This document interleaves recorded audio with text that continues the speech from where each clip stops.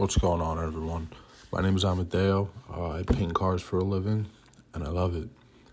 So today we got a BMW, I think it's a 2 Series. I can't quite remember. I know the paint code was A90. It's got 2 new doors on it, actually 2 used doors that were in color, which meant we didn't have to paint the inside of the doors, which is great because painting those is always a pain in the ass. So here you're just seeing me clean the panels. First, I like to prep sol. I follow that up with some water cleaner that gets rid of the static. You'll see I actually spray the paper around the car as well because when it dries, it leaves like a sticky residue, so that helps keep dust down as well. Now here I'm laying the sealer. The sealer that I use for this color is G7, which is the darkest sealer, obviously because we're painting a dark color. We don't want to, use a lighter color, and then we're going to have to use more material to cover it. So the main reason I made this video is because if you look at the fender, that primer goes pretty high up. Obviously the door also, it's a used door, so we have to spray color on the whole thing. And it's a really skinny fender, so it's actually really close to the hood. So this was a little bit of a challenge because you want to obviously cover the primer and the sealer I'm about to put on it without getting too much color near the hood, because then you'll see a color difference, obviously, after the car is all cleared and everything. Then you get stuck in a position where now you got to blend the hood. But you can't just blend the hood, you got to repaint the fender and blend the fender and hood together. So what I focused on here in that area was keeping the sealer really tight and low, as far away from the hood as possible. This way I wouldn't have to put as much color up there to get coverage. Now our sealer's flashed off, it's ready for some base. So you see right away where I start with is the area I know is going to be a challenge to make sure I achieve what I'm going for, because sometimes when you're going over a whole panel you can miss a spot here or there. It happens, and you got to double back and take care of it. So that's usually why I like to start with those areas first. And you'll see also, if you look in that area where the primer was on the fender, it's already dry because I didn't put a lot of paint there.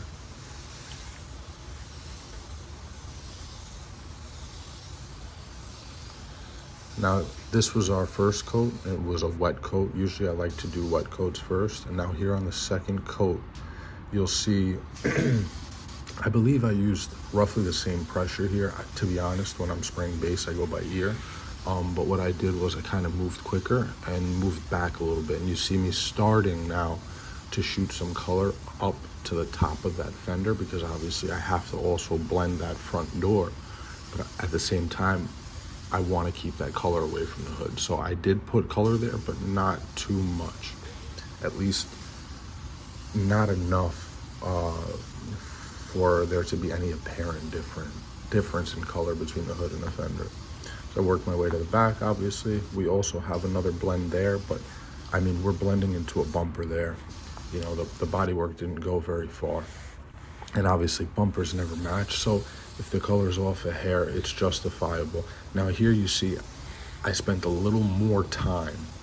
I went right for the top. That was the first time you saw me actually throw color where the fender and the hood meet. And if you look at the yellow tape, that's usually what I look at for coverage. I mean, if you look at the doors, for example, on the top or the bottom, you see the yellow tape is completely covered now in the color of the car.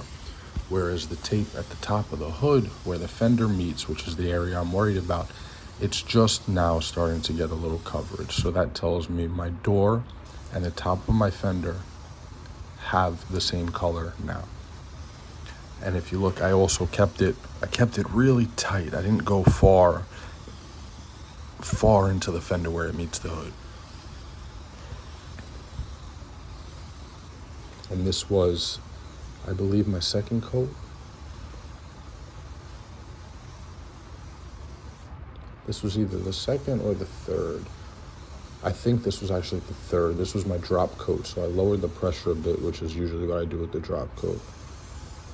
And I saw an issue. I don't know if you saw right there, but I looked at it. So I took a second here to show you guys. You could kind of see the edge of my sealer. That's no good. If you clear over that, you see that big time.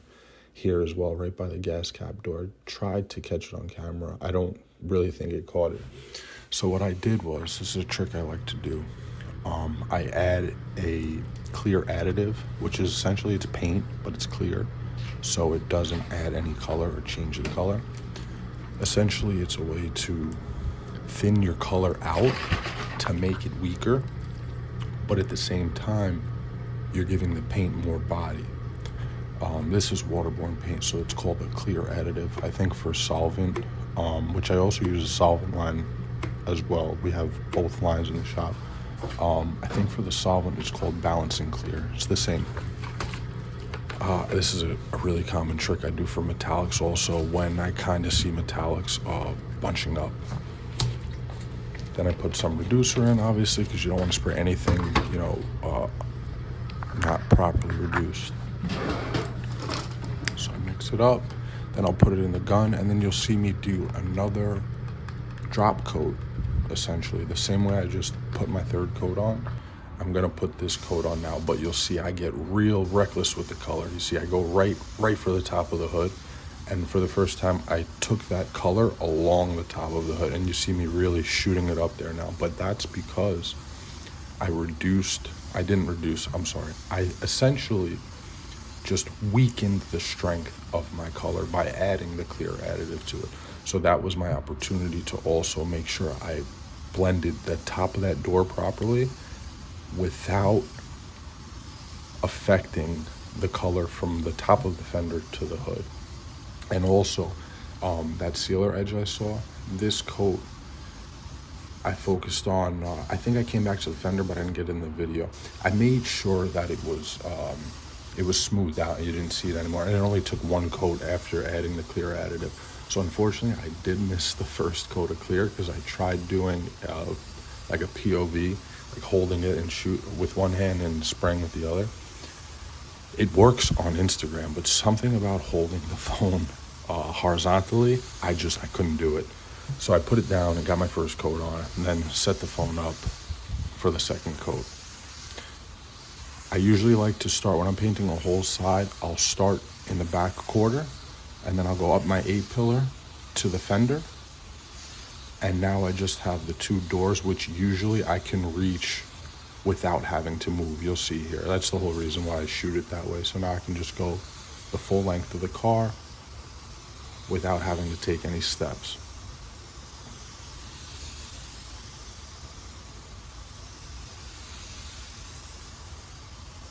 Now after this, there'll be a couple clips of the finished product. I want to take this time real quick to say thanks for watching. If you did make it this far, if you could drop a like, maybe subscribe. I'm not always going to be doing these format voiceover videos. It's not really what I want to do, but I do want to just get the videos out. So this is the way I had to do it this time.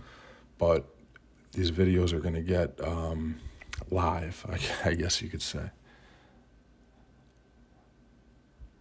So there's the finish. We got a real good finish to match the factory. We kept the color down. You can see on the back bumper too, I didn't even bring the color that far onto the bumper. And now here the car is untaped. I unfortunately didn't get a shot of it outside, but if you look at that top, inch of the fender to the hood, they're sitting on the same plane and they're the same color. That color looks beautiful. If you looked from the back of the fender to the front, there was no difference.